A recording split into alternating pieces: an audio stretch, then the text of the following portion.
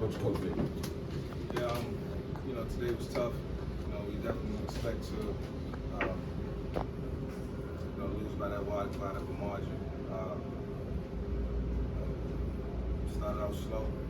Gave them a 13-point deficit right off the break, 2 block kicks. And from there, the game plan just changed. But we had some good plays. Couldn't get no stops on defense. Gave up a bunch of big plays. And so from there, we just got to go back to the drawing board and clean this up. So a lot to clean up. I think the guys in the locker room acknowledge that. But this one's gonna sting. It's gonna sting for a long time, regardless of who you're playing or who the opponent is. And they got to keep their chins up and just get ready for next week. That's the most important thing. I can't say put this behind us right now; it's too fresh. But definitely put ourselves in a position moving forward where those type of things don't happen, especially early in the game. So I'm not making any excuses. They're a good football team. But we got to get better, for sure. Questions? You played this program twice, 25 years ago as a player. How different are they from what they were then to now having seen them play? I mean, as far as now, I don't know. I couldn't tell you, what I faced back in the day. But I do know that world coach football team, a good football team, is strong. Got some good players, and it was a good test for us. It was a good challenge, and I can't wait to go watch it. But for our players, it's got to be a learning experience, and hopefully they'll take away a lot from it. They will, and we just got to take the positives, out of it, and keep pushing. Pushing is just one game.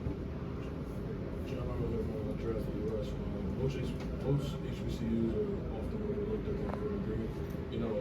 Despite the tough loss, how important or pivotal these games, and when you guys get a chance to play against the Big Ten, SEC, for the ride. Yeah, these games are important. Every game is important. It's an opportunity to go out and compete hard, and one game is going to set you up for the next. And every experience matters, and so we got to always go into a game thinking that we're going to win, knowing that we're going to win. And that's always my message. We go into the game knowing that we're going to win, not hoping. So, one, we got to get better in all 3 phases. It showed today, and we just got to continue to work hard. We got to continue to find ways to get better. Most important. Did it bother you that the last 2 drives they were throwing the ball deep and going for a fourth down? Did you feel like you were on the score? It didn't bother me at all. I mean, it's football. They're entitled to do whatever they want to do. It's our job to stop them and get off the field, get our offensive opportunities. And then when we do get stopped, we go out there and we fumble the ball. And so that's a lack of focus. Us not taking advantage of the opportunity, taking advantage of the moment. And so they capitalized on it. So I haven't never been in that situation before, so I don't know what I would do. But for us, you got to be ready for every situation. I was talking about being situational masters, and that was the situation when we failed. You guys were able to get some success on the ground in the second and third quarters, including the touchdown drive. How can you take the successes that you had, getting your guys into space, and kind of put them in the next games this season?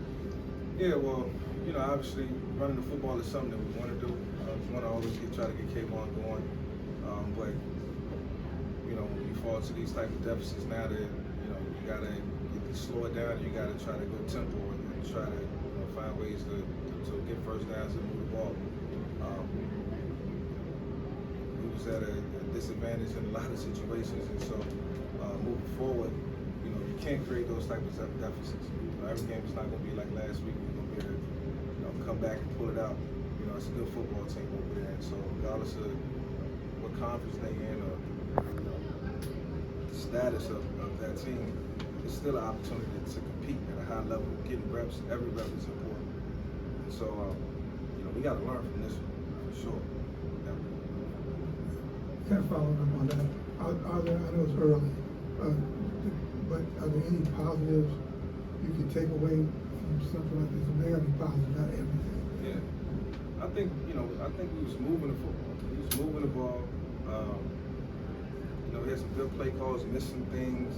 It was just when you start out in a 14-point deficit against a team like that, I can't say that we started pressing, but it just kind of took us out of our game plan a little bit. We definitely could have slowed it down. I think we had a drive going, and then we had some penalties. It was in like a 3rd and 30, one of those type of situations. And so, at one point we felt like we had some momentum. We was getting back into it, but still on the defensive side of the ball. You got to get stops, and so it goes both ways. So I'm not gonna make any excuses. We got to pick up the pieces and find ways to get better. I wanted to ask, how does it feel to take a step away from the game? How does it feel to kind of see the landscape of football today in the NFL and NCAA kind of mimic and embrace your style of play that was once looked at as kind of taboo and kind of frowned upon? You see it on all sorts of levels and stuff. What's that mean to you? Yeah, well, their quarterback wasn't a great quarterback. He was a pocket passer. He hung in there, and so our guy was sort of a dual threat. So you got two different styles of quarterbacks, but they made the plays.